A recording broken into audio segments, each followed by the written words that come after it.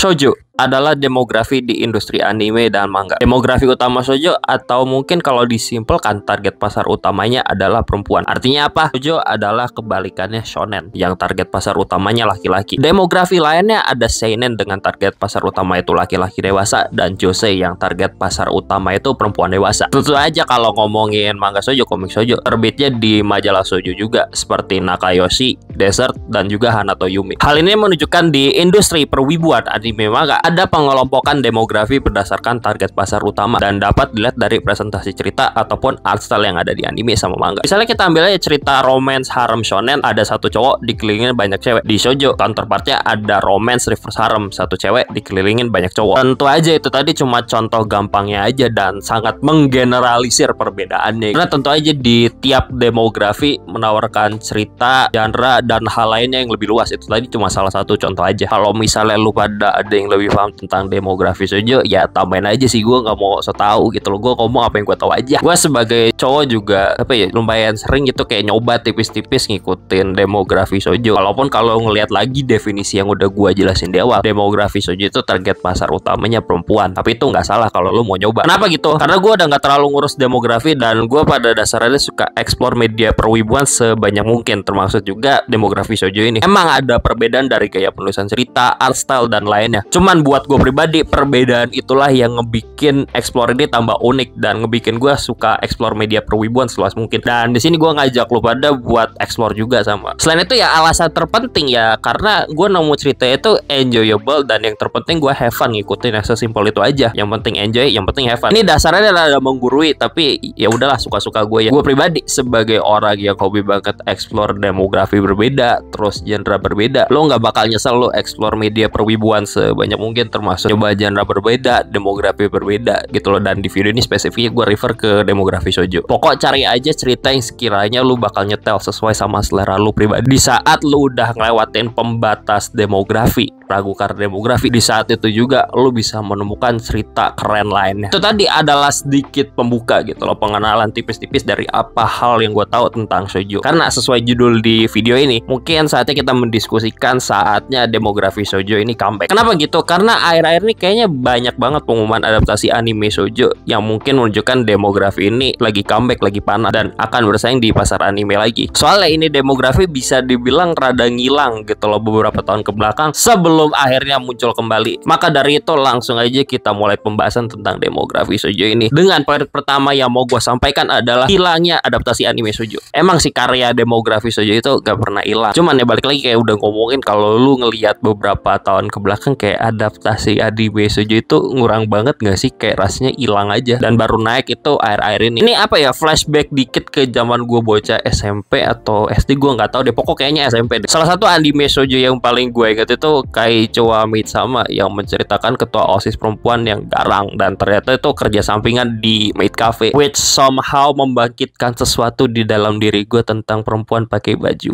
maid. Iya, asal mulainya dari situ. Ada juga My Little Monster yang gue suka banget, dan semacam hubungan enemies to lover itu keren banget, anak rajin sama anak berandalan. Pokok poinnya di tahun segitu setahu gue lumayan banyak lah adaptasi shoujo yang gue ketahuin gitu. Punya Aoharu Ride yang judul bahasa Inggris itu Blue Spring Ride. Terus juga ada anime Akatsuki no Yona, yang itu gue nggak tahu makanya sampai sekarang populer di Jepang, tapi ngapa adaptasi anime season 2 kagak muncul-muncul, lalu gue nggak tahu tuh. Ada juga tuh series yang entah kapan sampai kapan pun ada di watchlist gue dan gue belum ada motivasi buat namatin, itu Chihaya Furu. Itu gue nggak tahu tapi kenapa belum gue tonton, belum gue tamatin itu. Ceritanya Chihaya Furu itu tentang karuta, permainan kartu asal Jepang yang setahu gue satu orang jadi semacam moderator, jadi MC, nyebut kata kunci, dan yang main itu rebutan nyari kartu yang kata kuncinya disebut. Tapi abis itu entah kenapa jadi sepi adaptasi anime, kayak ngurang banget. Nah pertanyaan utamanya, kenapa adaptasi anime shoujo ngurang banget? Bagian ini opini gue, jadi lu jangan 100% percaya gitu loh. Jadi pokok gue cuma ngomong apa yang gue tahu aja. Oke.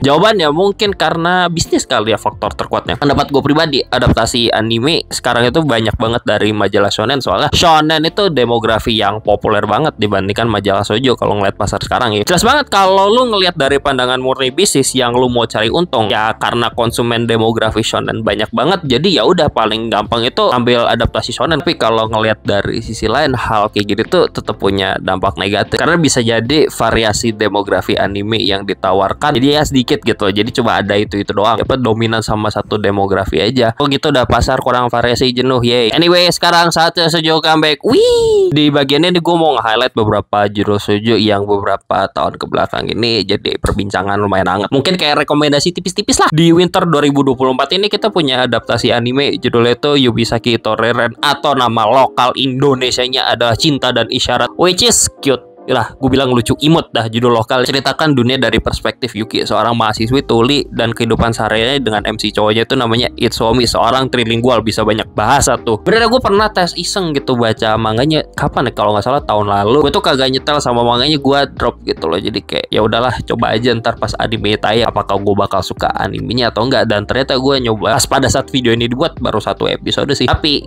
kayaknya gue bakal suka lagi sama itu, sama ceritanya. Mungkin tahun lalu pas gue iseng baca bangnya, mungkin pas itu mindset gue lagi gak bener aja. Tapi so far ini bagus sih, gue suka. Anyway, sedikit mundur ke rilisan tahun 2023. Ada itu anime Yamada-kun Level 1999 yang udah gue buat juga video sendirinya. Romance gamer gitu dah, yang entah kenapa gue relate ke beberapa aspek gamingnya gitu loh. Terus juga ada Yuzuki Sanchi no Yonkyodai. Sayangnya gue gak ada interest samsek sih ke series Yuzuki ini, jadinya gue gak nonton. Tapi kalau lu mau coba series cerita tentang keluarga 4 bersaudara yang orang tuanya meninggal, dan si kakak ini kayak ada dinamika persaudaraan, kayak si kakak paling tua itu harus nge-provide keluarganya lah, terus anak keduanya harus apa. Gue saranin coba aja, karena itu hitungannya anime slice of life kalem dan mungkin bisa bikin lu pada tersentuh. Itu aja sih gue ngomongin adaptasi anime shoujo tahun 2023 gitu loh. Mungkin lu pada mau nyoba atau kagak terserah sih, tapi gue saranin coba deh. Anyway, ngomongin series ikonik, gue juga gak mau lupa nyenggol Fruits Basket yang udah gue pernah omongin juga di video lainnya. Arguably banyak yang berpendapat kalau misalnya Fruits Basket remake itu menandakan comebacknya shoujo beberapa tahun ke belakang. Tapi gue nggak tahu sih, itu cuma katanya aja ya. Kalau lu mau coba drama shoujo, ya coba aja Fruits Basket. Itu drama, itu tragedi. Gue kira happy, ternyata depresi. Habis itu juga romance-nya mantep. Series ikonik lainnya juga yang kayaknya disukain banyak wibu, terutama wibu Iyashikei. Ada Natsume Yujincho, kalau nggak salah judul bahasa Inggris itu Natsume Book of Friends, dengan totalnya itu banyak banget seasonnya aja. Ini series Natsume Yujincho ini konsisten mulu dapat adaptasi anime, dan pada saat video ini dibuat akan ada season 7-nya. Pendeknya ini series menceritakan seorang laki yang dapat lihat dan berinteraksi dengan yokai. Pokok kalau lu suka Yashike, suka anime chill santai itu, setahu gua coba Natsume Yujincho ini. Ini mungkin ngomongin series ikonik yang sayangnya gua gak bisa suka karena ceritanya kelambatan. Itu Kimi no Todoke. Jangan hujat gua please, tapi cerita Kimi no Todoke kelambatan buat selera gua, tapi tetap rekomend kalau lu suka romance, dan ini ceritanya itu kan masih ikonik. Kalau lu ngeliat Kimi no Todoke dapat season 3 gitu, itu rada mengguncangkan dunia. Kalau lihat aja season 2 ini tayang tahun 2011, dan season 3 itu pengumumannya tayang tahun 2024. Itu gap 13 tahun. Buset, fansnya kayaknya udah hopeless banget buat anime lanjutan dalam waktu 13 tahun itu, sumpah. Lu bayangin aja, lu mungkin ada yang wibu tahun segituan masih masih SMP, masih SMA. Sekarang mungkin lu pada udah beranak, udah kuliah, udah lulus atau apa tuh, gak tahu deh gue. Kok sayang aja sih Kimi no Todoke ini gue kurang nyetel aja gitu. Tapi mungkin lu pada bisa coba kalau mau romance yang manis-manis gitu, coba ini. Kalau lu pada suka romance slow burn SMA, saran gue tetap cobain aja series ini. Itu karena ikonik banget kok. Selanjutnya, opini jelek gue ke naiknya demografi shoujo akhir-akhir ini gimana? I mean, sejauh ini nggak kejauhan. Ini bisa dibilang hal yang bagus buat fanbase shoujo, mengingat adaptasi anime shoujo ini rada dilupakan, dan dengan naiknya demografi shoujo ini bisa nyenengin fanbase. Gue tahu, gue pernah nyinyir anime per musim itu banyak banget dengan segala permasalahan industri anime di belakang layar. Tapi mungkin aja nih, di dunia ideal gue pribadi, jumlah anime per musim yang sekarang udah banyak banget, nggak perlu dibanyakin lagi. Dan saatnya studio anime, komite produksi, atau siapapun yang ngurus di belakangnya, mungkin saatnya sekarang mengurangi adaptasi anime dari beberapa genre, beberapa demografi tertentu, dan digantikan dengan adaptasi dari demografi shoujo gitu. Misalnya aja ganti adaptasi trashy light novel yang jumlahnya itu banyak shoujo gitu loh jumlahnya, yang gua rasa bisa nawarin hal baru. Dan tentu aja gua sadar diri gitu loh, tiap demografi, tiap apapun itu pasti ada sampahnya, termasuk shoujo juga, ada trashy shoujo juga. Tapi balik lagi, di dunia ideal gua dengan naiknya shoujo ini, harapannya ya pasarnya lebih bervariasi aja. Anyway, penutup terakhir dari gua,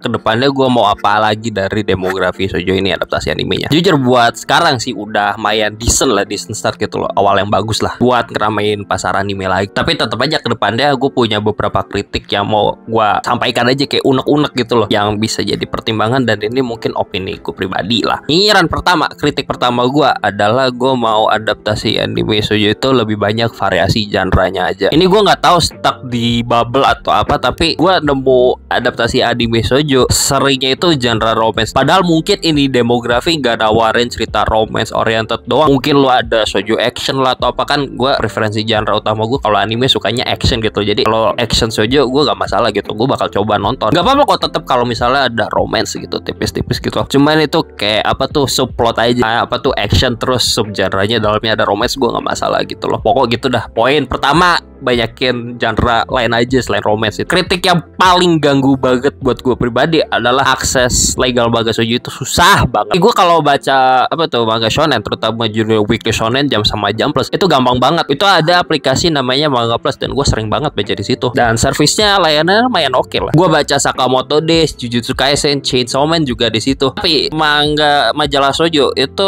aksesnya nggak segampang gue membaca manga shonen. Harapannya di dunia ideal gue dengan naiknya adaptasi anime shoujo, fanbase perwibuan yang demen shoujo dikasih akses yang lebih mudah buat baca manga shoujo. Mengingat pada saat video ini dibuat, anime shoujo lagi ngetrend, jadi ada kesempatan nih buat perusahaan nih saling menguntungkan loh. Gue bayar nih, gue bayar, terus gue bisa baca komik lo.